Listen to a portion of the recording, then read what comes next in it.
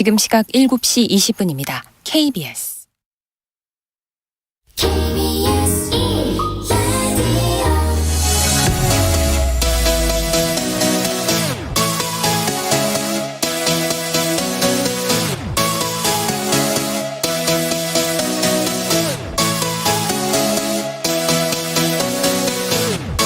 KBS 열린 토론.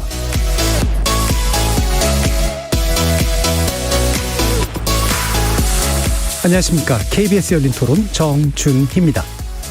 실패했죠. 부동산이 이렇게 많이 뛸 때까지 그걸 잡지 못했고 지금 대출 규제도 있고 막 이렇잖아요. 그러니까 그냥 무조건 규제하는 방식으로 하고 돈이 없는 사람들한테는 꼭 필요한 제도인데 그게 더 빈부의 격차를 좀 높이는 그런 방법이었던 것 같아요. 뭐 부자들은 그런 거에 크게 영향을 미치지 못하니까. 부처의 수장들 장관들을 6개월이 됐든 1년이 됐든 단기 목표를 줘서 달성 못하면 바로 바꾸고 어떤 그 긴장도를 높일 수 있도록. 단기나 임대주택 이런 거 말고 기존의 규제나 이런 걸 다시 재검토해서 좀 시장에 다주택자들이 갖고 있는 물량이나 이런 게 좀 자연스럽게 시장 논리에 의해서 나올 수 있게끔 하는 게, 왜냐면 신규로 다시 짓기에는 시간이 많이 걸리니까. 그리고 뭐 수요 측면의 정책도 LTV나 뭐 이런 것까지 대출 완화해 주는 것도 좀 더 접근 가능하니까 그쪽이 좀 더 실효성이 있다고 생각합니다. 기존의 녹지를 개발하고 개발 제한 구역을 푸는 것은 저는 반대합니다. 저는 무주택자거든요. 집값이 너무 많이 올라서 그건 어떻게 보면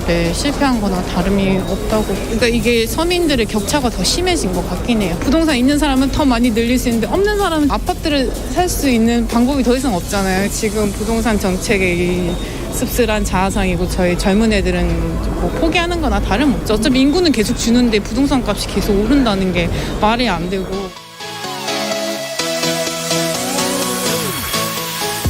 거리에서 만나본 시민들의 목소리 어떻게 들으셨습니까? 2022년 올해 우리나라의 가장 큰 이벤트는 오는 3월 9일 치러질 대통령 선거일 텐데요. KBS 열린 토론에서 대선을 맞아 올 1월부터는 새로 단장한 특별기획 정책의 시간 실전편을 준비했습니다. 대선이 다가올수록 유권자들의 관심은 대선 후보들이 내놓은 정책에 쏠리는 게 바람직하죠. 후보자 개인과 그 주변에 연관된 판단도 물론 무시할 수는 없지만 결국 국민의 삶에 직접적인 영향을 미치는 건 후보자들의 집권 이후 계획이기 때문입니다. 열린 토론에서는 지난 12월 정책의 시간이라는 특집을 통해 코로나19와 4차 산업혁명 그리고 양극화 시대라는 과제를 안고 출범하는 차기 정부의 경제정책 과제 중심으로 살펴봤습니다. 그렇다면 이제 실제로 차기 정부와 국회를 담당할 정치권이 답을 해야 될 때인데요. 대선 특별기획 정책의 시간 실전편에서 각 당 후보들이 내놓은 정책들 직접 살펴보고 비교해 볼 수 있는 시간 준비했습니다. 그 첫 순서인 오늘은 이번 대선의 가장 큰 변수 중 하나로 자리 잡은 부동산 정책을 살펴볼 텐데요. 부동산 문제는 선거 때마다 국민들의 보편적인 관심사이기도 하지만 이번 정부 들어 집값의 급등과 부동산 관련 사건들이 잇따라 불거지면서 정권의 향방을 가르는 변수로까지 작용하고 있는 상황입니다. 그래서 오늘 각 당 선대위의 정책 전문가들 모시고 후보들의 부동산 정책에 대해 살펴보고 치열하게 토론해보는 시간 갖도록 하겠습니다. KBS 열린 토론은 여러분이 주인공입니다. 문자로 참여하실 분은 샵 9730으로 의견 남겨주십시오. 단문은 50원, 장문은 100원의 정보 이용료가 붙습니다. KBS 모바일 콩과 유튜브를 통해서도 무료로 참여하실 수 있고요. 일라디오 이제 콩에서도 보이는 라디오로 만나실 수 있습니다. 시민 논객 여러분의 뜨거운 참여 기다리겠습니다. KBS 열린 토론 지금부터 출발합니다.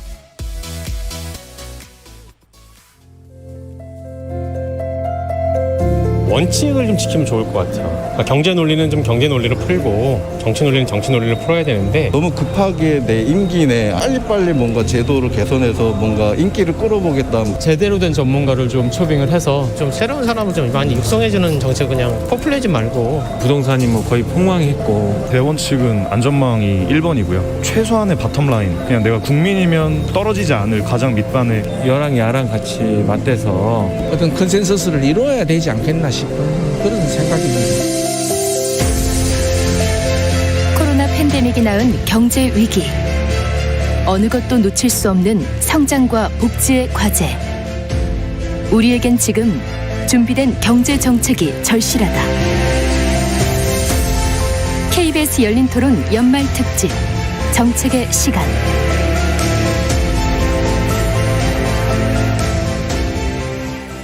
네, 저희가 특집으로 마련한 정치계 시간 정당 간 정책 토론회 형식이라고 볼 수가 있는데요. 후보의 지지율을 고려해서 4대 정당, 4개 주요 정당의 정책 특별 대표자분들 모셨습니다. 자, 윤후덕 더불어민주당 선대위 정책본부장 나와주셨습니다. 예, 이렇게 불러주셔서 감사합니다. 예, 반갑습니다. 자, 그리고 윤창현 국민의힘 선대위 경제정책본부장 자리하셨습니다. 예, 반갑습니다. 장혜영 정의당 선대위 정책본부장 나와주셨고요. 네, 반갑습니다. 장혜영입니다. 그리고 송영훈 국민의당 선대위 정무상황실장 나와주셨습니다. 네, 반갑습니다. 송영훈입니다. 자, 저희가 이게 연말 특집의 연장에서 신년 기획으로 만들어진 그런 자리인데요. 뭐 답하다인데 사실은 물어본 게 뭐였는지는 정확히 잘 모르셨을 가능성이 높습니다. 네, 경제학자분들이 쭉 5번에 걸쳐가지고 부동산 정책부터 해서 여러 가지 경제 정책들을 함께 논의했던 자리가 있었는데요. 오늘은 이제 부동산 정책을 핵심으로 내 정당의 의견들을 한번 부딪혀보는 그런 시간이긴 합니다. 부딪힌다고 해서 뭐 일부러 부딪힐 필요는 없고요. 네. 좀 더 이렇게 자세하게 좀 설명을 해 주실 수 있는 이제 그런 시간이 되면 좋겠다 싶은데요. 일단 이제 시작하는 의미에서 실제로 부동산 정책이 정말로 표심에서 되게 중요할 거다라고 판단을 하시는지 한번 의견을 한번 짧게라도 여쭤보도록 하겠습니다. 윤혜덕 의원님 어떠세요? 예, 뭐 부동산 가격 그리고 전월세 가격이 엄청 앙등했습니다. 여당의 한 소속원으로서 국민들께 정말 죄송하고 정말 잘못했다라는 말씀부터 드립니다. 집 문제는 이제 5천만 국민 모두가 의식주에서 가장 그 비용이 많이 드는 그 기본 생계의 주거 문제 아닙니까? 예.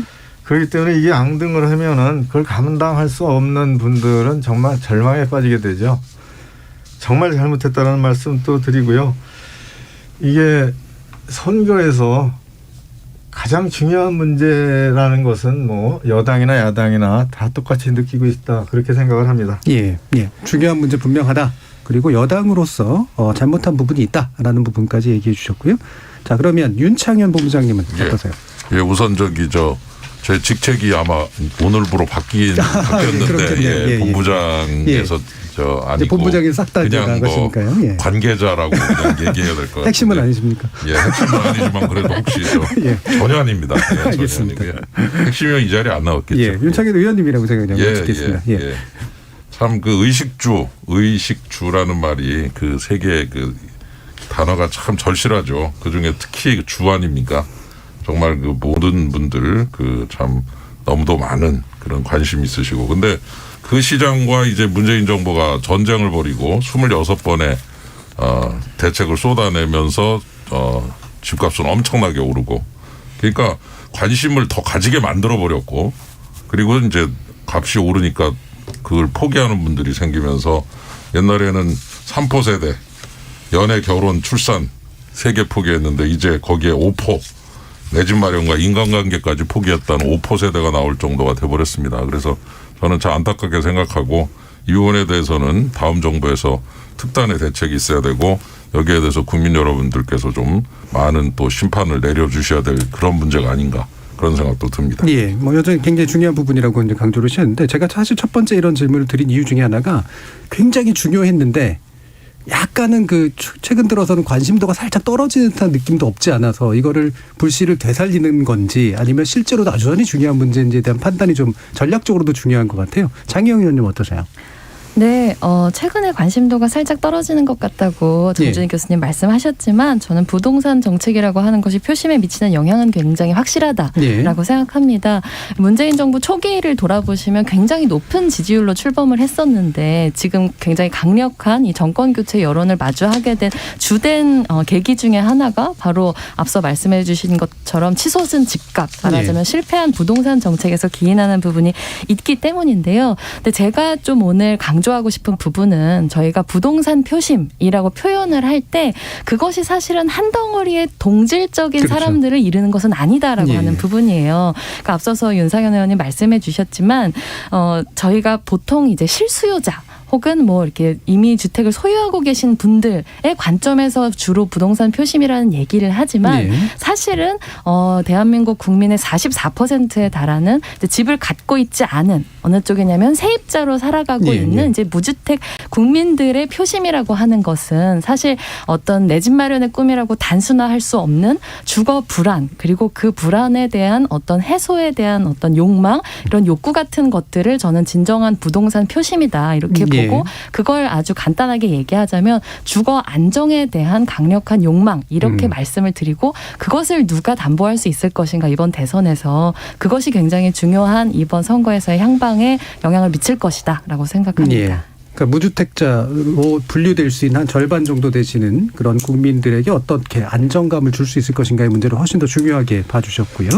자, 그러면 송영훈 실장님은 어떤 생각이십니까? 우리 국민들 여전히 지금 부동산 문제가 굉장히 중요하다고 생각을 하고 있고 이번 선거에서도 거의 최대 쟁점이 될 것으로 보고 있습니다. 그 이유는 사실 우리 장혜영 의원님께서 지금 무주택자 말씀해 주셨는데 민주당 정부 5년 동안의 부동산 정책은 총체적으로 실패를 해서 무주택자에게만 절망을 안겨준 것이 아니라 1주택자들에게도 사실 족쇄를 채웠습니다. 지금 뭐 집을 가지신 분들도 팔고 다른 데 이사 가려고 하면은 세금 내고 남은 돈으로 더 많이 오는 집으로 이사 갈 수가 없거든요. 사실 대다수의 국민이 불편을 느끼고 있고 그런데 지금 민주당 정부 5년간의 부동산 정책을 보면 안철수 후보가 전에 재미있는 표현을 한번 했었잖아요. 21타수 무안타다. 김현미 장관 시절에. 그 뒤에 이제 대여섯 번의 부동산 정책이 더 나왔는데 지금 아마 27타수 무안타가 된 것 같아요. 계속 헛스윙 삼진만 했고 그래서 아마 지금 집이 없으신 분들이나 또 1주택을 가지고 있지만 사실상 족쇄가 채워진 분들이나 다음 타자는 과연 헛스윙을 하지 않고 최소한 방망이에 공을 갖다 맞출 수 있을 것인가 또 안타를 칠 수 있을 것인가 이런 능력들을 앞으로 유심히 보실 거라고 생각합니다. 재미있는 표현이라고 하셨지만 웃지를 않으셔가지고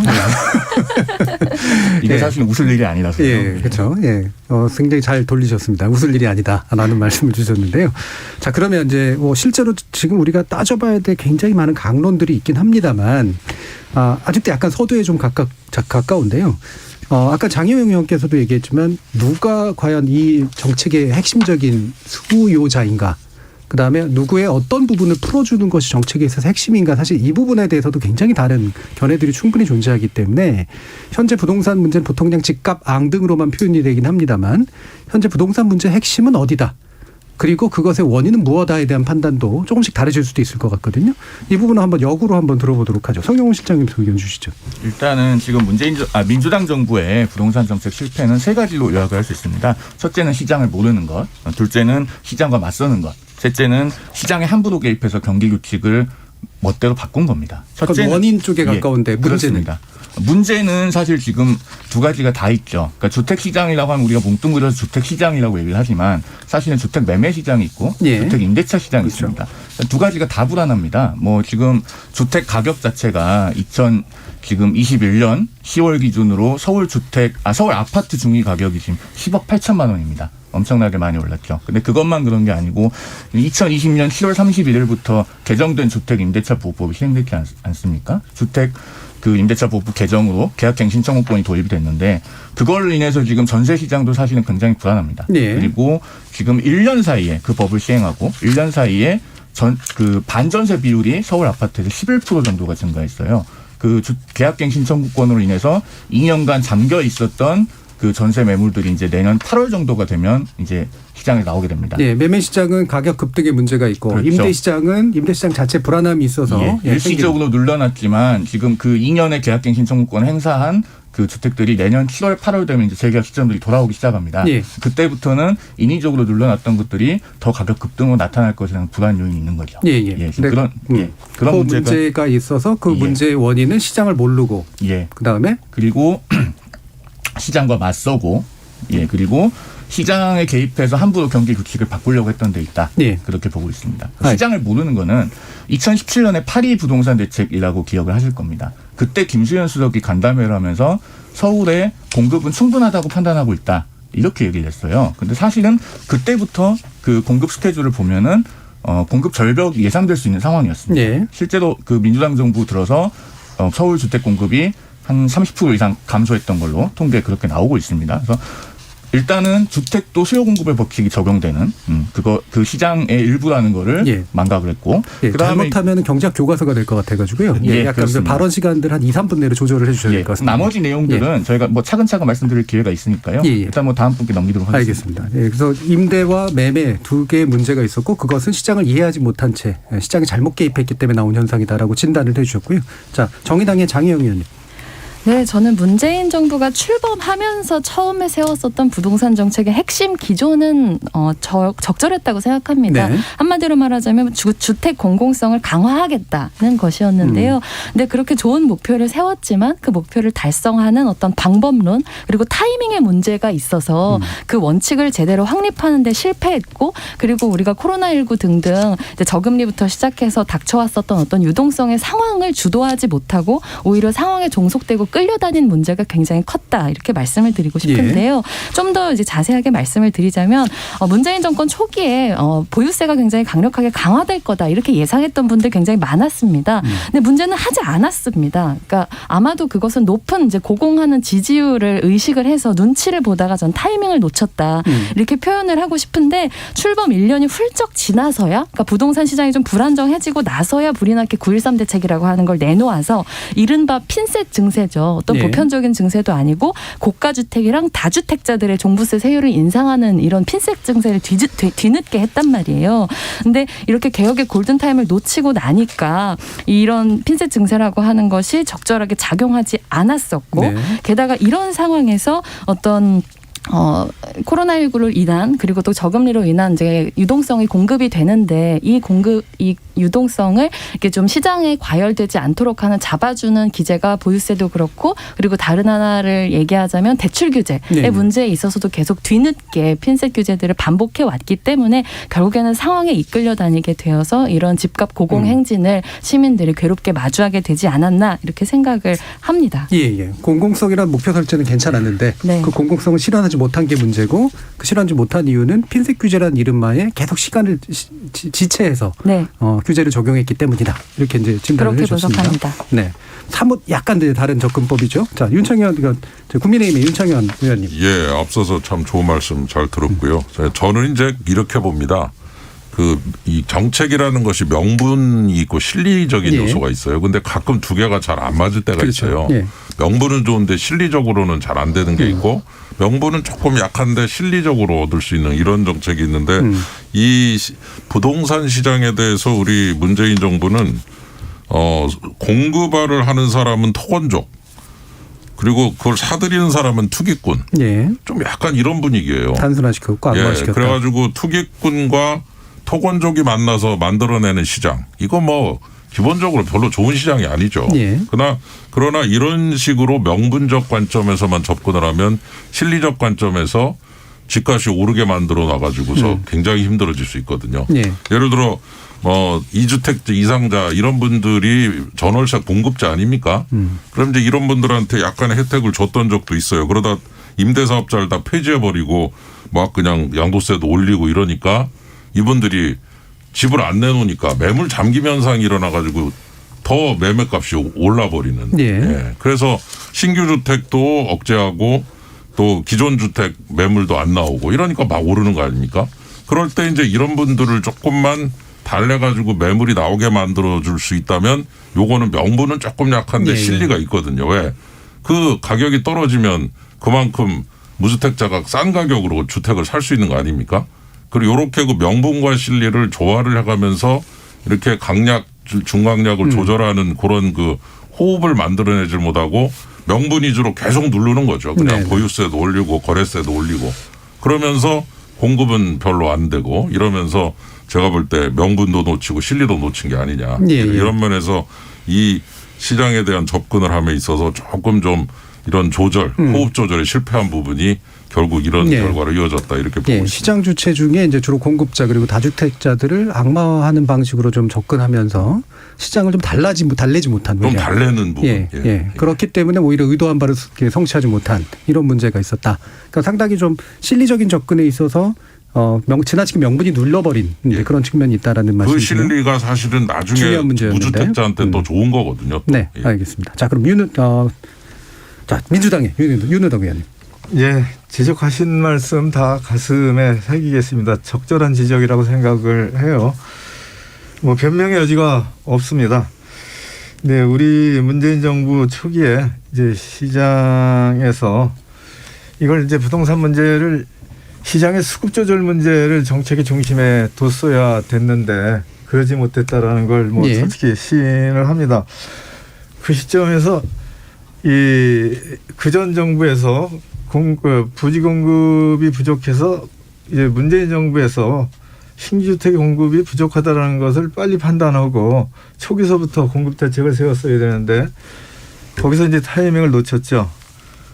그리고 더 이제 중요하게는 이제 가격이 오르니까 공급은 이제 상당히 시간이 걸리니까 수요를 억제하는 그런 방법을 썼습니다. 그래서 수요를 억제하다 보니까 대출 규제를 심하게 했죠.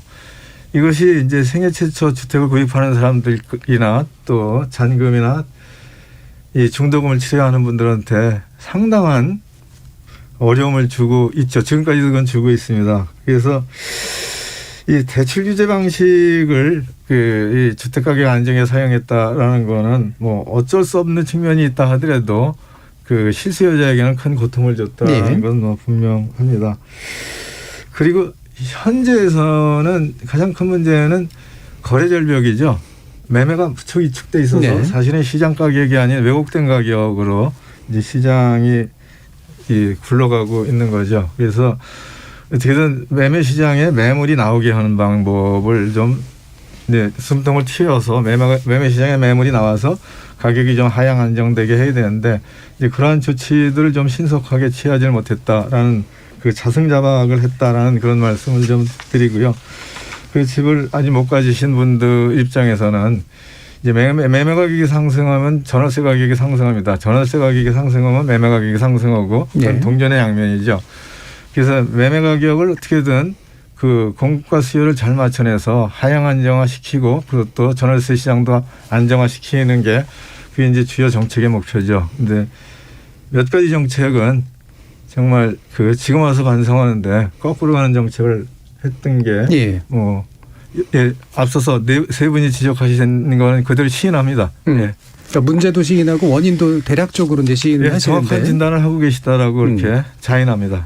초기에는 공급 확대보다는 수요 억제 쪽에 지나치게 신경을 썼고 최근에 또 매매 활성화라든가 이 거래 활성화가 안 이루어지는 문제까지 나왔다. 자, 이렇게 이제 보셨습니다.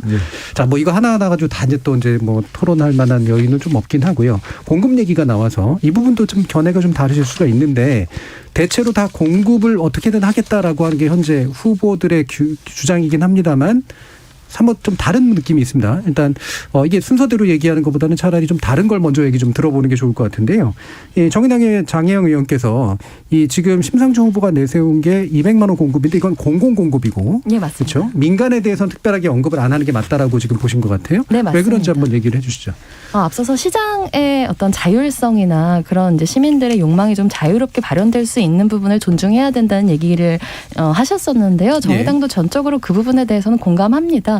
근데 민간 시장은 민간에 맡기면 되는 것이지 그것에 대해서 뭐 공공에서 어떤 방식으로 개입해서 정책을 펼쳐야 된다고 생각하지 않고요. 그러니까 저희 앞서서 얘기를 하는데 계속 이제 어떤 강남 집값을 잡거나 아니면은 뭐 이렇게 대출을 해가지고 집을 사거나 이런 부분들에 대해서만 집중이 되어 있는데 사실 아무리 주택을 많이 공급한다고 하더라도 혹은 아무리 돈을 빌려준다고 하더라도 그럼에도 불구하고 지금 시장에서 주택을 구입할 수 없다라고 느끼는 정말 무주택 어려운 서민분들이 계시단 말이에요. 우리가 대한민국의 모든 시민들이 다 자기 집을 갖도록 하겠다라고 하는 정책은 사실상 달성할 수 없는 목표라고 하는 걸 다들 잘 알고 계시지 않습니까?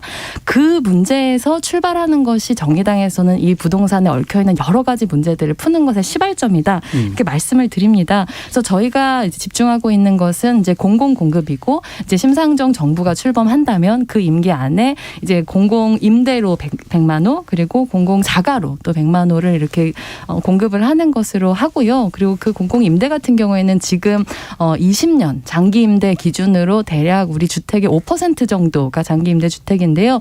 이것을 임기 내에 15%까지 그러니까 늘리는 것을 이렇게 저희는 목표로 15%까지 늘리는 것을 하고 그 5%가 이제 공공 임대 그리고 나머지는 뭐 토지 임대부 같은 형태의 이제 공공 자가를 이제 마련을 하겠다라는 것이고요. 중요한 것은 이런 정책을 시행하는 재원을 어떻게 마련할 것인가에 대해서도 저희는 주택 관련된 기금을 신설을 해서 지금 존재하고 있는 어떤 세제 위에 명확하게 사회 연대세라고 하는 종류의 증세 플랜을 가지고 또한 공공 임대를 통해서 들어오는 임대 수익들을 통해서 안정적으로 이런 주택 정책들을 공급해 나가겠다. 공공의 영역에서 그렇게 말씀드리는 것이 기본적인 골자입니다. 그러니까 민간에서 어떻게 할 것인가에 대해서 정부가 뭐 특별한 플랜을 가질 이유도 없고 사실은 그게 거짓말인 경우도 되게 많아서요. 사실 민간에서 어떻게 공급하게 만들겠다라는 게 그래서 확실하게 할 수 있는 공공 쪽의 문제에 집중하겠다라는 말씀이신데 그렇습니다. 그럼 제가 약간 추가적으로 질문하고 싶은 게 그럼 민간에서 일어나는 어떤 예를 들면 강남에 굉장히 좋은 주택지에 아파트값이 치솟는 거에 대해서는 사실은 손을 댈 수 없다. 이제 이런 입장이신 건지. 아니요. 왜냐하면 정책 효과라는 게 있기 때문에. 네. 그러니까 부동산 정책이 레버 한두 개로 왔다 갔다 할 수 있는 것은 아니라는 건 잘 알고 계실 텐데 기본적으로 정의당의 부동산 정책이라고 하는 것은 명확하게 이 조세 형평을 달성할 수 있는 보유세를 한쪽에 이제 오른손에 잡고 있다면 명확한 공공 공급이라고 하는 것을 왼쪽에 잡고 사실은 20% 정도의 주택들이 안정적인 공공임대주택 내지는 공공공급이 가능하다면 이것이 사실은 어떤 종류의 시장에서의 가격을 좀 안정화시키는 기제로도 작용을 할 수 있다고 저희는 보는 것이거든요. 그런 관점에서 말씀드리는 거예요. 알겠습니다. 자, 뭐 지금 이제 나머지 이제 새 정당의 경우에는 좋으신 말씀인데 제가 이어서 말씀드려도 될까요? 예, 그러시죠. 그러면 더불어민주당 얘기를 좀 들어보죠. 윤석 의원님. 이제 그러니까 우리나라가 전체적으로 1년에 한 100만 채 정도가 공급되고 이렇게 매매가 됩니다. 매매를 치면 그중에 한 50% 정도가 기존 주택이 매매가 되고 나머지 한 50%가 그러니까 한 50만 채 정도가 신규 공급이 되죠. 근데 거기에서 또 놓으면은 민간에서 공급하는 게 신규 주택의 경우 민간에서 공급하는 게 통계로 보면 한 60%가 민간에서 공급해요. 그리고 나머지가 이제 공공택지에서 40%가 공급되죠. 근데 공공택지를 조성을 하면 그중에 법에 따라서 공공택지에 관한 특례법에 따라서 40%는 민간한테 민간이 아파트를 지을 수 있게 그걸 팝니다. 그리고 나머지 60% 가지고 60% 중에 25%는 그 분양형 임대주택을 짓고 나머지 35%는 그 임대형 임대주택을 줘요. 그래서 장 의원님 말씀하신 부분은 이 집을 못 가지시는 분들을 위해서는 그 상당한 기간 그 안정적으로 주거할 수 있는 공공임대주택을 늘려가야 된다. 그 말씀 딱 맞습니다. 현재 한 4.7%인데 이걸 10%까지 늘린다라는 거는 뭐 이재명 후보도 똑같은 공약을 하고 있어요. 그러려면 이제 공공택지에서 이 분양형을 줄이고 민간한테 그 택지를 파는 이를테면 LH가 그 땅 장사한 겁니까? 팔아먹은 거 아닙니까? 그거를 줄여서 장기 공공임대형 기본주택을 더 늘려서 짓겠다. 라는 게 장혜영 의원님 하신 정의당의 기본 공공주택하고 일치합니다. 그리고 이제 분양형을 그럼 너무 줄이면은 이를테면 내 집 마련을 위해서 이렇게 또 주택 청약도 있고 들고 이러시는 분들에 대한 이 분양주택 공급해야 되잖아요. 그래서 요거에 이제 환급률을 맞춰 나가는 거 그게 정책의 과제예요. 요거를 너무 치우치게 하지 않겠다. 그리고 또 주거 안정이 필요한 분들에게 안정적 주거를 제공할 수 있는 장기 임대 아파트 기본주택을 충분히 짓겠다. 그런 정책을 가지고 있습니다. 그런 공약을. 그러니까 이게 신규 공급 측면에서 이제 그 비율을 조정하는 게 이제 결국은 정책의 묘다라는 말씀을 주신 건데. 그거는 법에 규정된 사항이어서 개정법률안을 우리 당 의원이 내셨죠. 그래서 민간에게 택지를 팔아먹는 비율을 40%에서 20%까지 좀 줄이려고 하는 법을 냈고, 그리고 분양형 임대주택하고 이 공공임대주택의 임대형하고를 잘 조합해내는 그런 이제 공약을 가지고 있는데요. 사실 이제 그 부분이 이제 거기서 돈을 만들어서 또 뭔가를 하는 그런 기존의 또 사업 구조라는 게 있어서 좀 복잡한 문제긴 합니다만, 그럼 현재 이재명 후보의 제안은 250만 호로 일단 나와 있는데 그 비율을 어떻게 잡는 것을 지금 염두에 두고 계신 건지도 말씀을 주시죠. 250만 호 중에 이제 100만 호를 기본주택으로 한 겁니다. 그리고 기본주택에서 이제 지금 말씀 재원 문제를 그냥 여기서 설명을 드릴게요. 공공에서 조성한 택지에서는 민간에게 택지를 팔면 택지를 판 걸로 자금이 생깁니다. 그렇죠. 그리고 이제 5년 이상 또는 이렇게 7, 8년, 10년 이렇게 분양형 임대주택에 사신 분들이 분양을 받으시면 거기서 또 자금이 회수됩니다. 그게 선순환되는 구조를 잘 만들어내면 그게 착한 땅 장사가 되거든요. 네. 거기서 이제 상당한 오류가 있었던 건데 그걸 선순환시키면은 공공임대주택, 기본주택을 지을 수 있는 재원이 확보가 돼요. 그리고 여기에서 또 하나 좀 말씀드릴 수 있는 게 그럼 임대에서만 살라는 거냐? 그게 절대로 아니고요. 이를테면 그 토지임대부의 그 분양주택이 있고 또 지분적립형의 분양주택이 있고 그리고 또 이익공용형의 분양주택해서 이를테면 전세를 사시다가 자기 집을 갔는데 중간적인 사다리 개념의 주택을 좀 도입하려고 합니다. 예. 네. 그럼 대략 그게 한 1대 1.5 정도로 지금 보면 되는 걸까요? 100만에 예, 150만 원. 예. 예. 알겠습니다. 자, 일단 숫자는 나머지 그 국민의당이나 국민의힘도 250만 원 공급은 비슷해 보이는데 방법론은 꽤 차이가 있어 보여가지고요. 예. 윤창현 국민의힘 의원께서 한번 설명을 해 주시죠. 예, 뭐 앞에서 좋은 말씀 들었습니다마는 역시 뭐 이 주택 시장 뭐 집값 안정화 왕도는 없습니다. 네. 예, 이렇게 무슨 큰 거 한 방 가지고 다 해결된다 이런 건 없는 거고 기본으로 돌아가서 쉽게 말해 물건이 많아져야 값이 떨어지는 거거든요. 예, 신규 주택 만들고 기존 주택 매물 나오고 이렇게 해서 정상적인 방법으로 그리고 또 하나는 1가구 1주택을 가지신 분들이 너무 고통스러워하시는 분들이 많아요 지금. 그래서 그런 분들한테 주거 이전의 자유도 드리고 너무 지나친 보유세로 인해서 고통을 받지 않게 하는 거.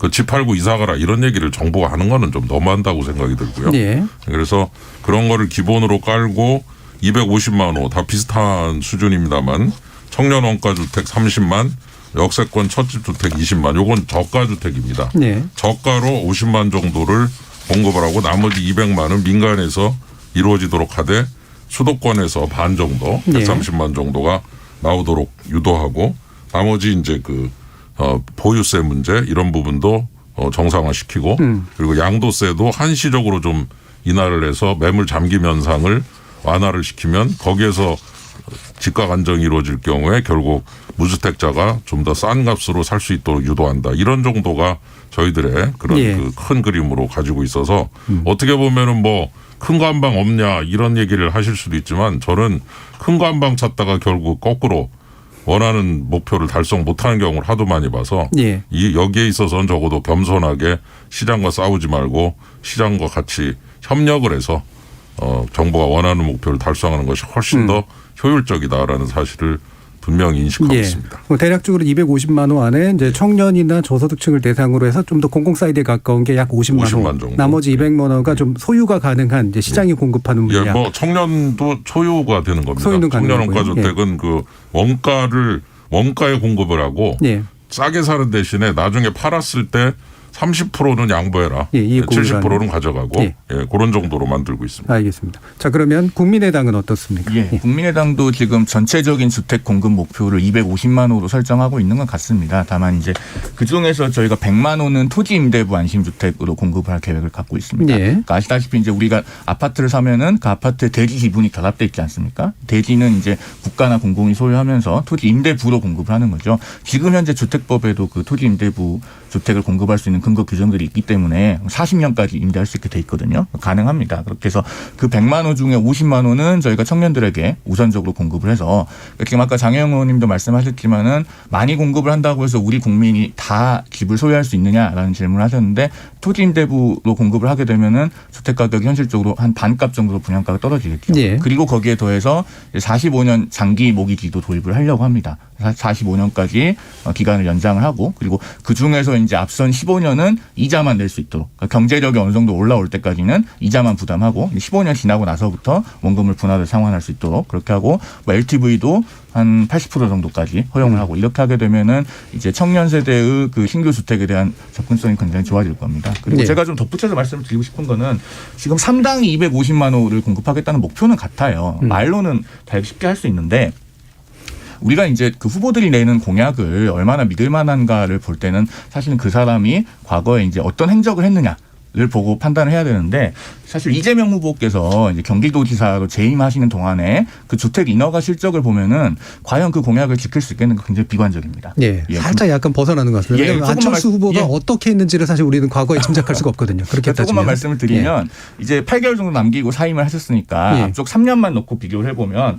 그 전체 아파트 인허가 실적이 전임자 대비해서 한 26.4% 정도가 적어요. 그리고 그 주택으로 놓고 보면은 전임자 대비 같은 기간에 한 32% 정도 적게 인허가를 하셨거든요. 그러니까 실제 도지사로 재직을 하고 계실 때도 그 주택 공급에 적극적이지 않으셨기 때문에 과연 대통령이 된다고 해서 이걸 공급을 250만 원을 할 수 있겠는가 혹은 하시겠는가 그때 돼서 말이 달라지지는 않겠는가 그런 점에 대해서 뭔가 되게 중요한 키포인트라고 생각해서 준비해 오신 것 같아서 제가 놔두긴 했는데 이게 사실 이걸로 말려들면은 제가 볼 때는 그렇게 생산적인 논쟁이 될 것 같지는 않은데 일단 반론은 잠깐 들어봐야 되기 때문에 민주당 이야기도 간단하게만 들어보겠습니다.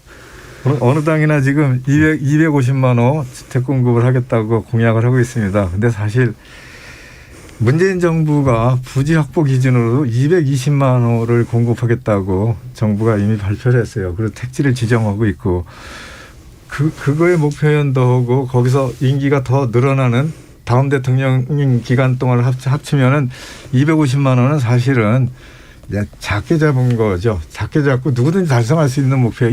이미 220만 호가 확보되어 있는 거거든요. 그래서 저는 솔직히 말씀드려서 문재인 정부가 중후반에 공급 폭탄을 터뜨리고 있는 거 아닙니까? 네. 이거를 부지 확보를 정말 그 예정된 시간 내에 제대로 해내는 것만으로도 상당한 주택 공급 효과를 발휘할 수 있다라고 분명히 말씀드려요. 예. 알겠습니다. 예. 자, 그럼 마침 그 얘기가 나왔기 때문에 사실 일부 마치기 전에 해야 될 말들은 많습니다만 나머지는 좀 뒤로 미루고요. 공급 확대 과정에서 이제 부지 확보의 문제에서 그린벨트에 대한 이야기들이 조금씩 나오잖아요. 그린벨트를 해제하는데 좀 더 유연한 입장과 완고한 입장으로 일단은 갈리는 것 같은데 자, 정의당의 장혜영 의원께서는 이 부분 어떤 입장이십니까? 네, 이렇게 공급 관련해가지고 얘기가 나올 때마다 자꾸 그린벨트 얘기가 나오는 건 전 단적으로 말해서 너무 쉽게 가고 싶은 유혹에 빠지지 않았으면 좋겠다 이렇게 말씀을 드립니다. 역사적으로 보면 그린벨트를 해제하고 주택을 공급해서 주거 안정을 달성한 사례를 찾기가 힘듭니다. 역설적으로 2002년 12월부터 2018년까지 그린벨트를 해제한 게 총 23차례 정도 됩니다. 근데 그중에서 그린벨트를 해제를 했는데도 집값이 오르는 시기가 총 17차례나 됩니다. 그리고 이때는 모두 집값 상승기였었습니다. 근데 반대로 2003년 그리고 글로벌 금융위기 때는 그린벨트를 해제했는데도 집값이 떨어졌거든요. 대표적인 게 이명박 정부 때 보금자리 주택입니다. 당시에 미분양이 굉장히 많이 났었습니다. 그래서 그린벨트를 풀어서 주택을 공급하는 것이 주거 안정에 과연 도움이 되겠느냐라고 하는 질문이라면 우리의 경험을 사실 훑어보면 그랬던 적이 없다. 오히려 집값 상승기에는 잘못 물려서 이게 투기 세력이 몰리면 오히려 부동산 시장을 또 불필요하게 과열시킬 수 있기 때문에 저는 그린벨트 얘기가 나오는 게 도심을 고밀도 재개발하는 것이 여러 가지로 어려움이 이해관계도 있고 어렵기는 하지만 상대적으로 그냥 쉽게 꺼낼 수 있는 대안이라서 자꾸 나오는 것이지 효과는 없고 오히려 미래 세대를 위해서 우리가 아껴둔 녹지를 낭비하는 것을 아주 중요하고 아주 획기적인 아이디어처럼 얘기하는 거 좀 경계해야 된다 이런 입장입니다. 오히려 도심 고밀도 개발 쪽이나 이런 쪽을 좀 더 유연하게 접근하는 게 낫다라고 보시는 입장이십니까? 예, 어렵지만 이제 어떤 해답을 찾아 나가는 것이 정치의 묘라고 말씀드리는 거죠. 예. 자, 그럼 다른 새 정당에서는 이 공급 측면을 좀 더 세게 얘기하고 계시니까 그린벨트 해제가 필요할 만큼 현재 그런 상태인가 그리고 그렇다면 해제해야 되는가에 대해서 어떤 입장들을 좀 얘기를 해 주시죠. 국민의힘 쪽은 어떠신가요? 윤창현. 그린벨트라고 하는 것이 이제 두 가지 측면이 있는 것 같아요. 하나는 그 환경에 대한 거. 그리고 또 하나는 그 땅을 저축해 놓은 거죠. 그 한꺼번에 다 하지 말고 나중을 위해서 좀 개발을 좀 조금만 좀 살살하자. 그러면 저축해 놓은 거는 언젠가 찾아서 쓸 수 있는 면이 좀 있다고 좀 보여요. 환경적 관점에서는 좀 다르고요. 그래서 저축해 놓은 땅을 일부 꺼내 쓰는 측면은 한번 생각해 볼 수는 있지 않느냐. 예를 들어 서울시가 지금 600제곱킬로미터 정도 되는데 25% 147제곱미터가 바로 그 그린벨트입니다. 약 25%입니다. 그러니까 이제 25% 정도가 지금 저축해 놓은 땅이 있다고 그럴 때 그중에서 다 한꺼번에 한다든가 이런 일은 절대로 있을 수 없지만 그중에 뭐 5%라든가 10%라든가 이런 식으로 그중에 일부는 조금 꺼냈을 수 있는 여지가 있는 것은 아닌가. 예. 그렇다고 뭐 무조건 하겠다는 건 아니고 당연히 검토를 잘하고 위치도 잘 봐야 되겠지만 저는 그린벨트에 대해서 이렇게 뭐 불가침의 신성의 영역 예. 뭐 이런 건 아니지, 영역은 아니지 않느냐. 예. 예. 얼마든지 할 수 있고, 그리고 이제 인구가 지금 줄어들기 시작했거든요. 그러니까 미래를 해서 저축을 해놨다가 인구가 많이 늘어나면은 땅을 저축해 놓을 필요도 있겠죠. 나중에 가서 누군가 또 해야 되니까. 그러나 인구가 줄어들기 시작할 때는 저축의 필요성은 조금 떨어지는 면이 있는 만큼 그만큼 그 약간의 그 공급 확대를 위해서 검토는 할 수 있다. 네네. 그런 입장입니다. 아주 적극적으로까지 얘기할 필요는 없다라고 보지만 저축분 정도는 쓸 수 있지 않겠느냐. 그렇죠. 예. 자, 더불어민주당 윤우덕 의원님. 네, 이게 늘 화두가 돼야 되지만 조심스럽죠. 예. 이 그린벨트 훼손에 대해서 또 상당히 신중해야 한다는 입장이 워낙 강해요. 근데 이렇게 역사적으로 보면 노태우 대통령 시절에 일기 신도시 뭐 평촌, 분당, 일산 이런 거 지을 때 그린벨트가 많이 훼손됐어요. 그리고 이제 김대중 대통령 때는 시와나 산업단지 쪽으로 할 때 시와 창원 이런 데서 많이 좀 훼손됐고, 노무현 대통령 때는 은평 뉴타운을 실제 만들었습니다. 그리고 이제 이명박 대통령 때는 보금자리 주택을 한다고 해서 시흥에 상당히 넓은 지역을 그린벨트를 훼손했는데 나중에 그 개발 계획을 포기하고 복원이 됐죠. 그 박근혜 대통령 때는 상당히 작은 규모로 그린벨트가 주택으로 이용됐고, 문재인 대통령 때는 거의 없었습니다. 예. 그게 또 주택 공급의 부족으로 나타났는지 모르는데, 그냥 결론을 말씀드리면 그린벨트로서 많이 훼손돼서 그린벨트로 기능을 상실한 땅에 대해서는 그 공익적인 편익을 재량해서 일부 주택지로 쓸 수 있지 않나라는 정도 말씀을 드립니다. 네, 기본적으로 보수적인 접근은 해야 되는 건 맞고, 다만 그린벨트 성격이 약해진 영역이 일부 이미 존재하니까. 훼손돼서 재생이 불가능한 그런 지역들, 그런 땅들에 대해서는 그 주택 공급 용지로 고려할 수 있겠다라는 의견입니다. 예, 국민의당 송현우 실장님. 그린벨트 해제를 지금 뭐 배제하겠다, 뭐 고려하지 않겠다라고 말하면 그것 자체가 시장에 잘못된 시그널을 줍니다. 새 정부가 출범해서도 어차피 공급에 관해서는 별 수 없겠구나. 왜 그러냐면 지금 3당에서 앞서 말씀 안 하신 단어가 하나 있는데 선호지 공급입니다. 우리 윤우덕 의원님께서 지금 뭐 문재인 정부에서 210만 호 정도 되는 택지를 확보했다라고 말씀하시는데, 사실 그 3기 신도시 입지들을 보면은 지금 부동산 가격 상승의 핵심이 되는 곳들하고는 굉장히 거리가 있거든요. 그러니까 서울 수도권 집값을 안정을 시키려면 결국 선호지에 공급이 돼야 되는데, 서울에 사실 이미 남아있는 그 택지 개발할 만한 넓은 땅이 없습니다. 마곡지구 정도가 아마 가장 최근에 공급이 됐고 그게 마지막이 될 것 같고, 그렇다면은 이제 현실적으로 고려할 수 있는 대안이 그린벨트예요. 물론 이제 우리 장혜영 의원님께서 미래 세대를 위해서 남겨놓은 소중한 유산이다. 좋은 말씀입니다. 저도 동의하는 부분이 있는데, 지금 우리 상황은 이대로 가면은 미래 세대가 안 남게 됩니다. 땅만 남고 인구는 계속 감소해서 나중에 미래 세대가 없게 될 건데, 그렇게 되는 흐름을 막으려면은 결국 그린벨트를 일부 풀어서라도, 그걸 뭐 아까 윤창현 의원님도 말씀하셨지만 다 풀자는 얘기가 아니죠. 일부 제한적으로 풀어서라도 선호지 공급에 좀 도움이 되는 부분으로 그렇게 하고, 그렇게 해서 결혼을 포기하고 출산을 포기하고 이런 흐름을 좀 되돌릴 필요가 있다. 무엇이 더 중요한지 사회적으로 좀 결단이 필요하지 않나, 그런 생각을 가지고 있습니다. 예, 뭐 이 부분도 더 논의할 필요가 있는 이제 쟁점이 있긴 합니다만, 이 정도면 일단 쟁점 명확하게 좀 나누고, 대체로 사실 뭐 막 풀자는 입장은 분명히 또 아니시기 때문에 이 정도로 정리를 하면 좋을 것 같고요. 청취자 문자 들어온 것들 들어보고 2부로 이어서 토론하도록 하겠습니다. 정의진 문자 캐스터. 네, 지금까지 청취자 여러분이 보내주신 문자들 소개합니다. 4365님. 정부가 생애 첫 주택이나 아이가 둘 이상인 부부들에게는 34평 기본주택을 원가로 분양하는 건 어떨까요? 실제로 땅값을 제외하고 건축비는 그렇게 높지 않은 걸로 아는데요. 서울 중심가가 아니라면 평당 분양가가 지금처럼 2천, 3천만 원이 되지 않아도 되지 않을까요? 이제 정부가 시행사가 돼주길 부탁합니다. 0068님. 정부 주도로 땅을 매입해서 집을 멋지게 지어 3억대로 분양하게 되면 집값 가지고 장난치거나 투기꾼들이 뛰어드는 일은 없을 겁니다. 집은 살기 위한 수단이지 투기 수단이 아닙니다. 422님. 요즘은 월세도 너무 많이 올랐습니다. 월세 사는 사람은 전세 사는 사람들이 부자 같아서 부러울 따름입니다. 1487님, 부동산 정책 아무리 바뀌어도 답이 없습니다. 서울에는 집이 없다고 하는데 시골에는 20% 이상이 비어있는 집입니다. 인구가 서울로 몰리는 것부터 막아야 하지 않을까요? 비슷한 의견으로 허우님, 부동산 문제는 주로 특별, 광역시에 국한되지 않나요? 인구가 대도시로 집중되는데 이 문제를 해결하지 않고서 부동산 문제, 집값 문제 해결이 가능할까요? 지방을 발전시키는 것이 병행되어야 한다고 봅니다. 7606님, 가진 자의 것을 빼앗아서 나누려고 하면 반발이 분명히 생깁니다. 부동산 문제는 공급으로 풀어야 됩니다. 토지는 국가 소유이니 건물만 분양한다면 집 없는 서민들은 분명 찬성할 겁니다. 4048님, 다주택자들은 새 채부터 보유세를 많이 올리면 집값은 잡힐 겁니다.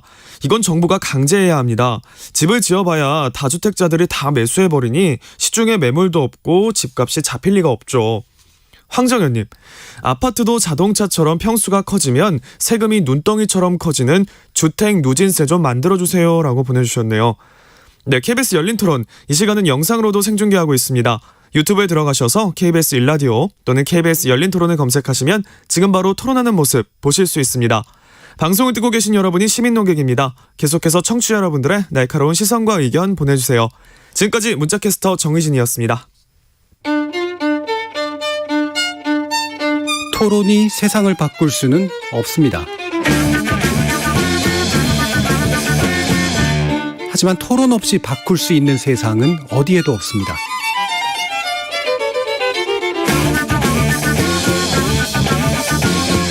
세상의 선한 변화를 갈망하는 당신.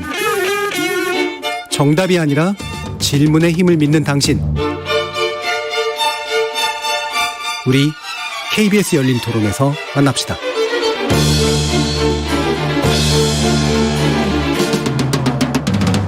KBS 열린 토론 대성특별기획 정책위 시간 실천편 함께하고 계신데요. 오늘은 부동산 정책 중심으로 논의하고 있습니다. 정의당 선대위 정책본부장인 장혜영 의원, 국민의당 정무상황실장이신 송영훈 변호사, 그리고 국민의힘 경제정책을 담당하고 계시는 윤창현 의원, 더불어민주당 정책본부장이신 윤호덕 의원, 이렇게 네 분과 함께하고 있습니다. 자, 원래는 1부에서 논의했어야 될 내용인데 약간 밀리긴 했습니다만 그래도 2부에서 뭐 논의할 내용을 좀 추려서라도 이 내용은 좀 얘기해야 될 것 같은데요. 세제 문제도 논의를 해야 될 것 같습니다. 그래서 결국은 부동산 관련 세제가 취득세, 그다음에 보유세, 그다음에 기타의 이제 관련된 세금으로 이제 나눌 수가 있게 되겠는데요. 자, 이런 취득세, 보유세, 양도세라든가 이런 식의 구성 요소의 비율이 어떻게 좀 연결돼야 되는 게 좋은지. 아까 이제 윤우덕 의원께서도 이게 그러니까 비율의 묘가 되게 중요하다라고 보셨는데 최근에 일단 이재명 후보 측이 양도세에 대해서 좀 완화된 입장을 좀 가지고 계셔가지고요. 먼저 한번 좀 들어보도록 하죠. 예, 요즘 이재명 후보께서 다주택자의 양도세 중과를 한시적으로 좀 유예하자라는 그런 말씀을 많이 하십니다. 이거는 지금 현재 주택시장이 매물 잠김 현상에 의해서 시장 가격이 애곡되고 있다라고 판단한 거고 어떻게든 시장에 매물을 내놓기 위한 단기적인 조치라고 봅니다. 그래서 다주택자가 시장에 이제 매물을 내놓으려면은 뭐 팔으면은 그래도 좀 남아야 되는데 지금 다주택자 양도세 세율이 중과 세율이 돼서 3주택자는 만약에 최고 세율로 다 계산을 하면 최고 세율이 소득세 45%에 지방소득세 4.5% 더 붙이고 거기다가 3주택자의 중과세율에 플러스 되는 게 30%입니다. 그러면 이제 79.5%가 되는데 그 파는 사람 입장에서는 뭐 이제 부담이 큰 거죠. 그래서 이거를 딱 금년 말까지만 좀 유예를 해서 팔 수 있게 물꼬를 터서 시장에 숨통을 틔우자 이제 그런 판단을 한 겁니다. 이제 그거를 그럼 다주택자의 그 주택 과보유에 따른 불로소득을 인정하는 거냐. 예. 이제 그런 이를테면 그런 견해에 대해서 이제 그런 견해들이 많습니다. 예. 우리 당에도 그런 견해가 많습니다. 근데 다주택자에 대한 양도세 중과세제를 도입했을 때 우리 장혜영 의원님 계셨고 저도 그때 제가 그 법안을 가결한 사람인데 그거는 다주택자에 대한 양도세를 중과한 그 목표는 시장을 안정시키자는 거였죠. 그거를 주세정의를 실현하기 위해서 그 세금을 더 걷어야 한다라는 취지로 다주택자에 대한 양도세 중과세제를 도입한 건 아니라고 봐요.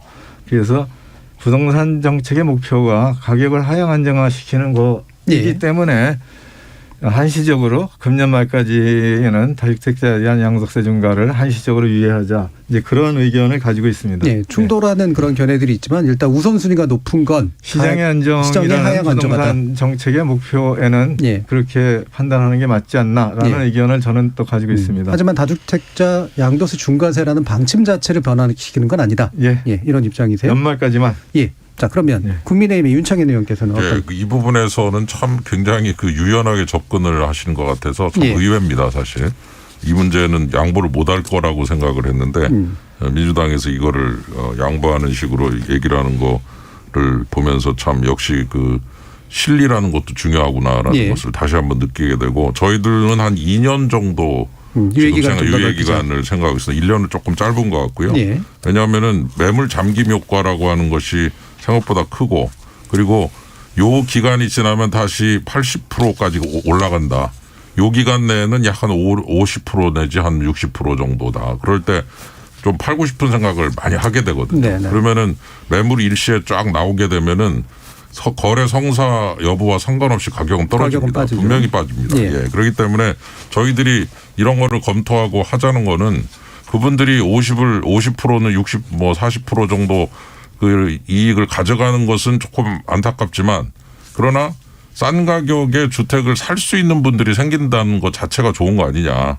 그러니까 결국 저렴한 가격에 좀 떨어진 가격에 주택 가격을 떨어뜨려서 그 떨어뜨린 가격에 주택을 매입하신 분이 생기신다면 그분한테는 유리하고 좋은 거거든요. 바로 그분들을 위해서 그런 부분을 우리가 명분을 조금 뒤로 하고 실리를 추구하는 이런 정책이 되는 것이 아니냐. 그리고 또 하나는 1세대 1주택자 한계 있는 분은 좀 어떻게든 보유세 부담을 좀 떨어뜨려야 되는 거 아니냐. 너무 고통스러워하는 분 많고요. 그리고 공시 가격 올랐다고 화장실이 더 생기냐. 그것도 아니고 방이 하나 더 생기냐. 그것도 아니고 그냥 자기가 살던 집 그냥 어디 누가 비슷한 집을 비싸게 사갖고 가격이 올랐는데 나한테 떨어지는 거 하나도 없는데, 근데 너무 고통스러운 보유세를 내고도록 한다. 이것도 좀 아니지 않나요? 1가구 2주택은 그거는 완전히 다른 얘기고. 그래서 1주택자에 한해서는 이 보유세 부담을 떨어뜨려 드리고, 그래서 조금 숨통이 트게 만들어 드리고, 이 양도소득세 한시적 인하를 통해서 기존 주택의 매물 가격을 확 떨어뜨려서 무주택자들에게 조금이나마 이익이 되면 그것이 모든 것들, 즉 실리적인 면과 이런 것들 우리가, 그리고 명분도 일부 얻는 것이 아니냐, 이런 생각이 듭니다. 양도세 중과 유예 기간을 좀 더 늘리자. 그리고 이왕이면 1주택자에 대한 보유세 부담도 좀 더 줄이자. 양도세는 한시적이라는 것을 분명히 밝혀드립니다. 이른바 이제 받고 레이스를 하는 그런 쪽에 가까운 양상인데, 혹시 아까 이제 더불어민주당에서 보유세 문제는 얘기를 좀 덜 안 꺼내셨기 때문에 약간만 더 해주실 수 있을까요? 이제 보유세는 결국 종부세를 말씀하시는 것 같아요. 그리고 이제 1가구 1주택의 경우 억울한 경우가 있다는 거 아닙니까? 근데 이게 제가 이제 세법 개정안을 냈어요. 그래서 갑자기 부모님이 돌아가셔서 상속을 받았는데, 이 종부세는 6월 1일이 기준일입니다. 6월 1일 날 두 채면은 세율을 더블로 먹어요. 그리고 또 이사나 전학, 취약 이렇게 해가지고 그때 옮겼는데 그날짜에 딱 매매가 안 돼가지고 2주택이 되면 중과세율을 먹게 됩니다. 그리고 이제 정중에서 가지고 있는 거, 그리고 사회적 주택을 해서 전혀 투자나 투기 목적이 아닌데 다주택이 되는 경우죠. 그리고 이제 전통사찰, 문화재 이런 것들이 입법을 하면서 상당히 세심한 접근을 했어야 되는데, 솔직히 입법한 당사자로서 정말 죄송하고 미안해요. 이 부분은 좀 억울한 경우는 반드시 개선해야겠다라고 해서 제가 그런 1세대 1주택의 억울한 부분에 대해서는 개정세법을 좀 제출했습니다. 그리고 어젠가 정부에서 일부 내용들에 대해서 시행령 개정을 했죠. 그래서 알겠습니다. 이른바 약간 핀셋 완화 쪽에 좀 더 가까운 쪽에 생각이 되는데요. 자, 이런 이제 보유세 내지 양도세의 한시적 혹은 완화 기조에 대해서 정의당은 또 약간 다른 생각이 있으실 것 같아가지고요. 장혜영 의원 좀 말씀 주시죠. 네, 제가 21대 국회에 들어오고 나서 이제 특히나 4.7 재보궐선거가 작년에 있었던 이후에 정부 여당에서 가지고 있었던 뭐 보유세를 강화하고 이랬었던 기준들을 갑자기 다 입법을 통해 가지고 완화를 해서 그때마다 반대 토론을 하느라고 참 힘들었었습니다. 순서대로 재산세 완화하고 양도세, 종부세 완화하고 그리고 양도세까지도 완화를 하게 됐는데요. 그러니까 제가 문재인 정부의 부동산 세제에 있어서 가장 유감스럽다고 생각하는 것은 조세에 있어서의 원칙 그 자체를 흩뜨려뜨린 부분에 대해서 좀 말씀을 드리고 싶어요. 그러니까 보유세 실효세율은 장기적으로 1% 수준으로 우리가 높아져야 된다. 현재 0.16%에 불과한 보유세는 앞으로 이제 국제 기준에서 봐도 이제 높아져야 된다라고 하는 것이 사실은 이제 여러 전문가들의 중론입니다. 그래서 명확하게 그런 이제 보유세를 강화해 나가는 기조가 있고 나서 한시적으로 어떤 시장에서의 뭐 매물이나 이런 것들을 생각해서 뭐 양도세를 유예하는 것을 우리가 검토해 볼 수는 있겠죠. 근데 중요한 것은 문재인 정부에서는 이미 2차례나 이런 양도세를 유예를 했음에도 불구하고 어떤 노렸었던 이제 매물이 나오는 효과가 일어나진 않았거든요. 게다가 이제 이런 풀려난 유동성에서 이제 과도하게 어떤 패닉 바잉을 통해서 가계부채 굉장히 많이 늘었고 그것을 저금리에서 다시 이제 금리가 올라가는 상황. 게다가 거기에서 이제 거의 극약 처방에 가까운 대출 규제를 하면서 겨우겨우 집값이 잡히기 시작한 상황이었단 말이에요. 근데 이런 상황에서 갑자기 민주당에서 또다시 선거 앞두고 이 양도세를 또다시 중과를 유예하겠다라고 하면서 매물을 내놓을 분들도 사실은 도로 잠그고 있는 이런 현상이 지금은 발생을 하고 있고 앞뒤가 안 맞는다고 생각되는 부분은 이제 최근에 이재명 후보님께서 이 집값의 하락 연착륙 걱정해야 된다 이런 말씀하셨거든요. 근데 하락 연착륙을 정말로 걱정해야 되는 시기라고 한다면 만약 양도세 중과를 유예를 해서 매물이 쏟아져 나오게 되면 그 하락 연착륙의 문제를 더 심화시키는 문제거든요. 그렇다고 한다면 말씀하시는 양도세를 유예함으로 인해서 매물이 나온다는 건지 잠긴다는 건지 일관성조차 존재하지 않는 굉장히 조세 형평을 어긋나게 만드는 이제 말씀이다 이렇게 드리고 싶고요. 보유세라고 하는 것은 원래 집값을 잡는 도구라고 하기보다는 어떤 주택과 토지에 포함되어 있는 그 가격 안에 반영되어 있는 입지의 편익에 대해서 우리가 과세를 하고 그리고 종부세는 다 지방에 내려보내지 않습니까? 그 편익을 이제 국민들에게 고루 나누어 주겠다라고 하는 굉장히 중요한 목적을 가지고 있는 세금이었습니다. 근데 그것을 마치 어떤 종류의 징벌적인 과세라는 방식으로 호도함으로 인해서 그 이전에 우리가 어떤 국토에 대한 어떤 균형적인 국민들의 편익을 누리게 만들겠다라고 하는 그 취지 자체가 너무 흔들린 것 같아서 저는 유감스럽습니다. 기본적으로 원칙이 좀 부재한 상태. 그게 이제 사실은 의도하지 않은 효과하고 연결될 수밖에 없는 측면에 대해서 강한 불만을 좀 표시해 주셨는데요. 죄송합니다. 송영원 실장님이 그럼 국민의당에서는 또 어떻게 보시는지. 일단은 다주택자 양도세 완화에 대해서는 한시적으로 완화해야 된다는 건 국민의당도 같은 입장입니다. 그 아까 제가 처음에 세 가지를 말씀드렸지 않습니까? 시장을 몰랐고 시장과 맞섰고 시장의 경기 규칙을 함부로 바꿨다. 그중에 이제 두 번째 시장과 맞선 것이 사실 다주택자들의 퇴로를 막은 것이거든요. 그 지금 4년, 5년 가까이 이제 어떤 결과가 있었는지 우리가 다 확인하지 않았습니까? 그러면은 이제는 그걸 인정하고, 그러니까 다주택자가 뭐 예쁘고 우리가 그분들이 뭐 불로소득을 인정해주고 싶어서가 아니라 그 시장 메커니즘이 그렇기 때문에 어쩔 수 없다는 겁니다. 한시적으로 불가피하게 인하를 해서 매물이 나오게 해야 된다. 여기에 대해서는 이견이 없고요. 그 다음에 이제 한 가지 이제 우려스러운 것이 지금 장혜영 의원님께서도 비슷한 말씀하셨습니다만 지금 우리나라 보유세 실효세율이 뭐 0.16% 내지는 0.17%라고 하면서 OECD 평균 수준이 뭐 0.8%까지 올려야 된다. 뭐 그런 비슷한 말씀 이재명 후보께서도 얼마 전에 신문방송 편집인 토론회에서 하셨어요. 근데 지금 우리나라 국민들이 사실 보유세를 굉장히 많이 내고 있습니다. 그 규모가 작지가 않아요. 재산세가 2020년 기준 5조 7천억 원. 종부세가 5조 7천억 원. 그리고 재산세 낼 때 우리 그 재산세 고지서 보시면 그 지방교육세하고 그다음에 지역자원시설세 있지 않습니까? 그거 두 개가 1.2억, 1.17억 정도 돼요. 그 다 합하면은 재산세에 그 부속되는 세금까지 하면 8조 그다음에 종부세가 5조 7천억입니다. 13조 7천억 원 정도를 현재 내고 있는데 아마 이제 이재명 후보가 그런 인식을 가지고 계신 것 같은데 만약에 그걸 OECD 평균 수준까지 올린다면 4배 수준으로 올려야 됩니다. 그러면 현재 우리 국민이 13조 7천억 원 정도 부담을 하고 있는데 한꺼번에 40조 원 정도를 한 5년 안에 증세를 해야 돼요. 그렇게 됐을 경우에 사회적인 후유증이 만만치 않을 것이다. 여기에 대해서 민주당이 사실은 어떤 입장을 갖고 계신지 좀 듣고 싶습니다. 그 본질은 그런데 1%에 대한 찬성 반대냐 아니면 속도에 대한 찬성 반대냐로 나뉘는 것 같아요. 1% 선이 부당하다라고 보시는 거잖아요. 그러면 일단 그것도 사실은 좀 정확하지 않은 부분이 있는 게 일단 GDP 대비로 계산하면은 우리나라 보유세 그 부담이 결코 적지 않습니다. 그리고 또 추가로 보면은 이게 전체 생애 주기로 봐야 됩니다. 우리가 주택을 구입할 때 취득세 내지 않습니까? 지금 서울의 아파트 중위 가격이 이미 9억 원을 돌파했기 때문에 중위 가격 수준에 있는 아파트를 사면 예를 들어 10억 원짜리를 구입을 한다.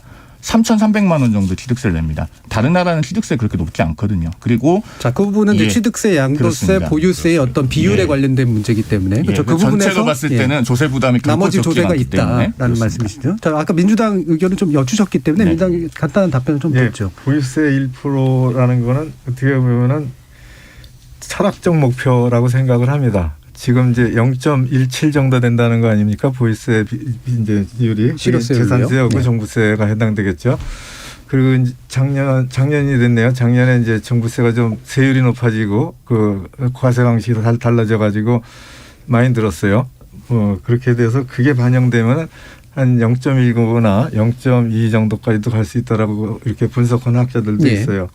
근데 이제 이게 1%까지 보유세를 1%까지 간다 하는 거는 사실은 점진적으로 봐야겠죠. 0.2에서 뭐 0.25로 가고 0.3으로 가고 이렇게 단계적으로 해야지 그것이 또 모든 분이 내는 재산세에서 그렇게 적용을 한다면은 또 조세 저항이 상당히 큽니다. 그래서 그 부분은 점진적으로 신중하게 접근을 하는 거지 그것이 뭐 이를테면 뭐 집권기간 내에 1%로 간다 그런 건 절대로 아니라는 말씀을 좀 드립니다. 1% 선은 필요하다고 보시고 다만 상당히 오랜 기간에 걸쳐서 점진적이다. 그러려면은 우리 말씀 주셨듯이 토지 주택에 관한 세금을 전체를 이렇게 들여다봐야 돼요. 우리는 양도세가 좀 많습니다. 실제. 그런데 다른 나라는 좀 그렇지는 않아요. 그리고 취득세 양도세가 좀 높은 편이죠. 또 꽤 되는데 다른 나라는 또 취득세가 그렇게 많지는 않습니다. 그리고 우리는 다주택을 소유하려고 다주택을 통해서 이제 투기를 하려고 2주택, 3주택, 4주택 주택을 갭 투자를 하는데 이게 진입 기준을 해야 돼요, 실제는. 그래서 취득세에서 2주택, 3주택에 대해서 그 취득세율을 8%, 12%를 이렇게 올렸습니다. 그거는 상당히 정책적으로 괜찮은 판단이라고 봐요. 그렇게 되면은 보유세는 강화하고 거래세는 인하한다는 이 부동산 세제의 큰 원칙, 흐름이, 방침이 사실은 또 안 맞을 수도 있다는 생각을 해요. 취득세가 거래세인데 다주택 보유하는 거를 인하할 수는 없잖아요.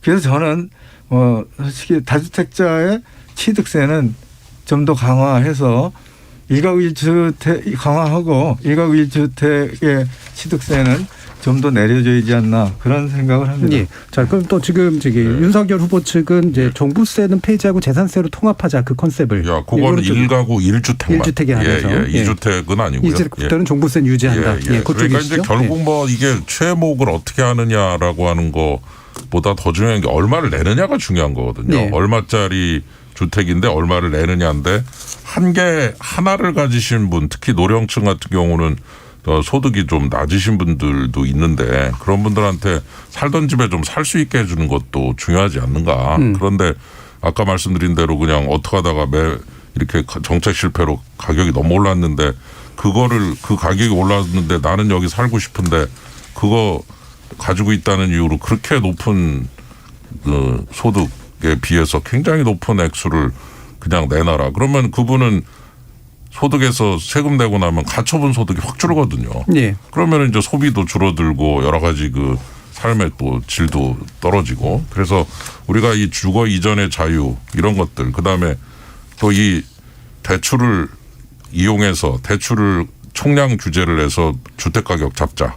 그러다 보니까 부동산만 보고서 이 금융 정책이 시행이 되다 보니 다른 금융 서비스를 좀 받아야 될 분들이 굉장히 불편해하시고 뭐 저축은행 막 하고 막 이러고 계시거든요.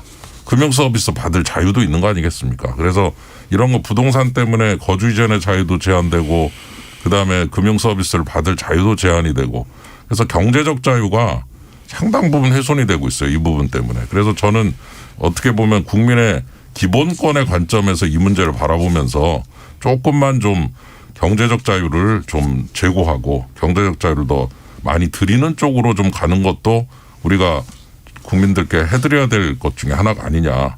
이런 차원에서 집값도 잡으면서 보유세는 좀 부담을 떨어뜨리는 이런 차원에서 세제가 잘 조정이 돼야 된다. 그리고 하나만 더 말씀드리면 거래세 같은 경우에 OECD 평균이 0.4%인데 우리가 1.8%입니다. 양도세 이런 거 포함해서. 그러니까 우리가 보유세가 뭐 다른 나라에 비해서 좀 낮은 편이다라고 하지만 거래세는 또 4배나 높아요. 비율로 따지면. 그래서 이런 부분을 종합적으로 판단해서 좀 세제를 조정하면서 그 믹스를 잘 만들면 자유도 더 늘어나고 시장도 가격 안정도 할 수 있고 좋은 효과를 다 얻을 수 있는 아주 묘안이 있다. 저는 그렇게 보고 있습니다. 예. 이제 4분뿐이 안 남아서 1분 정도씩 마무리 발언으로 빨리 또 이제 들어가야 되는 시간인데요. 사실은 이재명 후보의 토지이익 배당금제에 관련된 또 각 당의 의견도 한번 또 들어보고 싶었긴 했습니다만 어떤 부동산 정책을 도입하는 게 정말로 필요한지 1분 이내로 한번 마지막 발언을 해 주시고 끝내도록 하겠습니다. 윤혜덕 의원부터 한번 들어보겠습니다. 예. 부동산 가격 앙등 그리고 또 전월세 가격이 앙등돼서 많은 불편을 드린 거에 대해서 거듭 사과드리고 또 죄송하다는 말씀 드립니다. 시장은 수급 조절에 의해서 돌아간다는 그런 원칙을 다시 한번 확인하고 싶습니다. 그래서 공급에 있어서나 수요에 있어서나 시장의 요구를 더 잘 분별해서 거기에 맞는 정책을 잘 또 조정하고 그리고 만들어 나가겠다. 이제 그런 말씀을 드립니다. 예. 그리고 시행됐던 정부 정책들에 대해서도 잘 들여다보고 조정할 수 있는 것들은 좀 조정해 나가겠다. 그런 말씀 더 드립니다. 예, 국민의힘 윤창현 의원. 예, 그 투기꾼과 토건족이 만나서 만드는 시장이라는 부정적 인식 좀 이제 우리가 다시는 그런 거 거론하지 않았으면 좋겠고요. 잘 달래서 시장의 참여자를 잘 달래서 세제, 규제 또 나아가서 금융까지 좀 정상화해서 거주 이전의 자유 그리고 주거복지 이런 것들을 종합적으로 달성할 수 있도록 최선을 다하도록 하겠습니다. 예, 정의당 장혜영 의원님.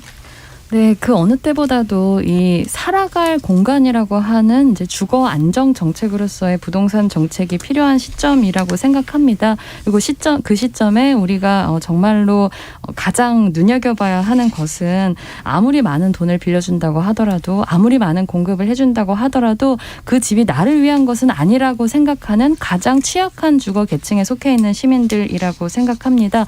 이분들께서 안심하고 오랫동안 살아가실 수 있는 공급 정책 을 만들고 그리고 어떤 일희일비하지 않고 어떤 정치적인 유불리에 흔들리지 않는 정말로 모든 시민들을 위한 조세 형평의 문제를 잡아나가는 것 또한 굉장히 중요한 우리가 반드시 이번 대선에서 달성해야 하는 목표라고 생각합니다. 예, 알겠습니다. 자, 그럼 마지막으로 국민의당 의견 듣겠습니다. 송현웅 실장님. 예.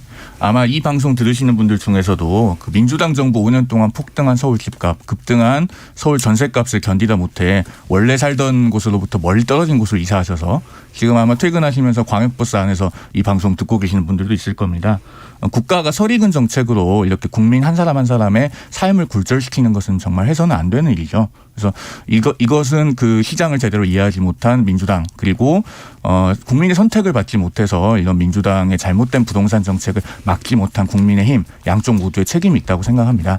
저희 국민의당은 앞으로 예측 가능한 부동산 정책, 정상적인 부동산 정책으로 국가가 국민 한 사람 한 사람의 삶을 굴절시키는 일이 없도록 그렇게 하겠습니다. 감사합니다. 예. 자, 그러면 국민의당은 이제 의석수가 부족해서 못하셨다 이런 얘기인가요? 그렇습니다. 의석수를 많이 달라고 먼저 얘기를 하셔야 될 것 같은데. 마라톤도 열심히 했는데. 알겠습니다. 자, 그럼 이렇게 네 정당 모셔서 부동산 정책에 관련된 이야기 들어봤는데요. 대선을 맞아서 특별 기획으로 준비한 KBS 열린 토론 부동산 정책에 대한 이야기 오늘은 이것으로 모두 마무리하도록 하겠습니다. 국민의힘에서 경제정책 담당을 해주시고 계시는 윤창현 의원 그리고 국민의당의 정무상황실장이신 송영훈 변호사 정의당 선대위 정책본부장이신 장혜영 의원 그리고 더불어민주당의 정책본부장이신 윤우덕 의원 네 분 모두 수고하셨습니다. 감사합니다. 네. 감사합니다. 고맙습니다.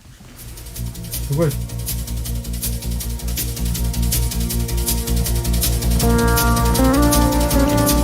부동산은 온갖 종류의 강한 열망이 섞여드는 영역입니다. 그러다 보니 이해 당사자 모두를 만족시키는 건 당연히 불가능하고 또 대개는 모두를 불만족으로 이끄는 결과를 낳곤 하죠. 한편으로는 정당한 열망의 선이 어디까지인지를 설정하는 것, 그리고 그 안에서 각자의 요구와 능력에 따라 욕망을 자유로이 충족할 수 있도록 해주는 게 중요할 겁니다. 또 다른 한편에서는 그것에서 소외될 수밖에 없는 이들을 위해서 주거복지의 기본선을 마련해 줘야 할 테고요. 그리고 아마도 서로 다른 방향으로 노를 저으면서 엄청나게 소리를 쳐대는 그 숱한 사공들 스스로도 한번 진지하게 반성해봐야 되지 않을까요?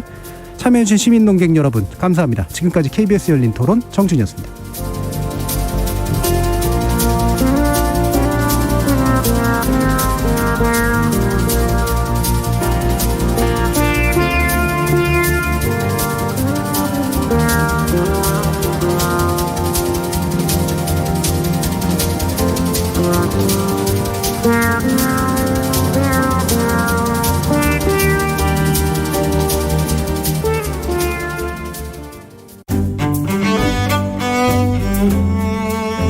안녕하세요.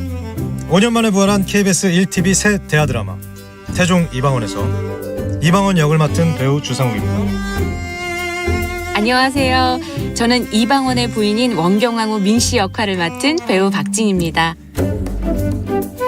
사극은 그 자체로 재미도 있지만 우리 역사를 더 가깝게 느끼며 쉽게 이해할 수 있다는 점에서 참 의미가 있는데요. 맞습니다. KBS 라디오에서도 지금까지 1000편이 넘게 제작되고 있는 라디오 역사 다큐 드라마 역사를 찾아서가 청취자 여러분을 찾아가고 있다는 사실 알고 계셨나요? 우리가 역사와 만나는 즐거운 방법. 대하 드라마 태종 이방원도 KBS 라디오도 여러분의 많은 사랑 부탁드립니다. 언제나 KBS, 당신 곁의 라디오 KBS는 여러분과 함께합니다.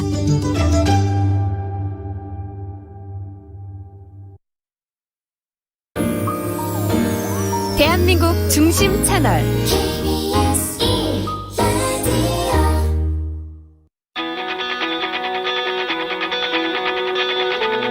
박태원의 스포츠.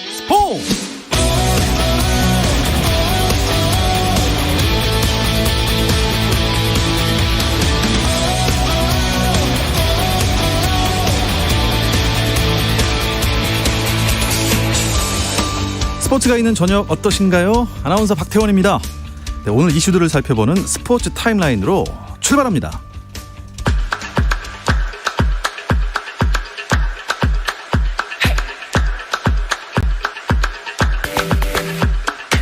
프로 배구 경기 상황부터 알려드리겠습니다. 여자부부터 가보겠습니다. 12연승에 도전하는 2위 도로공사가 최하위 페퍼저축은행을 만났는데요. 경기는 3대0으로 종료가 됐습니다. 네, 예상하신 대로 한국도로공사가 3대0으로 페퍼저축은행에 완승을 거뒀습니다. 남자부 역시 2위 KB손해보험 대 최하위 삼성화재 대결인데요. 경기는 세트스코어 1대1입니다. 현재 3세트가 진행되고 있고요. 삼성화재가 KB손해보험에 20대 18로 앞서 있는 상황입니다. 중국 여자 배구 상하이의 김연경이 랴오닝과의 3위 결정 2차전에서 팀 내 최다인 20득점을 몰아치며 3대0 완승을 이끌고 상하이를 최종 3위에 올려놨습니다. 중국 리그 종료로 자유의 몸이 된 김연경은 휴식을 취하며 향후 거취를 결정할 계획입니다. 주요 동계 종목 국가대표 선수들이 모인 가운데 충북 진천 국가대표 선수촌에서 2022 베이징 동계올림픽 미디어데이 행사가 있었습니다. 선수들은 각자 올림픽에 대한 각오를 밝히며 최근 대한체육회가 베이징 동계올림픽 목표를 금메달 한두 개라고 발표한 데 대해서는 어두운 성적 전망에 신경 쓰지 않고 최선을 다하겠다고 입을 모았습니다. 프로야구